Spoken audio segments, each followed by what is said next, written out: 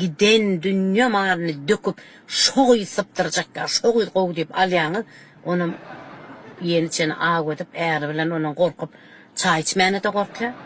Bir tanışını bir şey diye özüme ağrayak diye plisoslap diye kılap çıkılap bu nerede diye geldi adamın plisos et yavur kaynenem ne mi plisos et yan beröz etsin sen ne erkek kişi olup ne mi sen ne mi ayal mı hele mi diye ayuu maşgalası o yaraman yatanla adamsı yaraman yatan ayal bilen mi ne et ya üyle üstüne kanatını gör ayalım sır kovulasa eğer kömük etmeler ha o ütüş kağıt değil ha plisosu metardana vektadından takıp verir bilelikte yaman kovdaş ol ağdı verçe olsalar yalan mı gelinler Şimdi harbi gariba. Şu erkekler çından ama öz ayalına, öy işlerine kömek etmeli mi? etmeli Aha.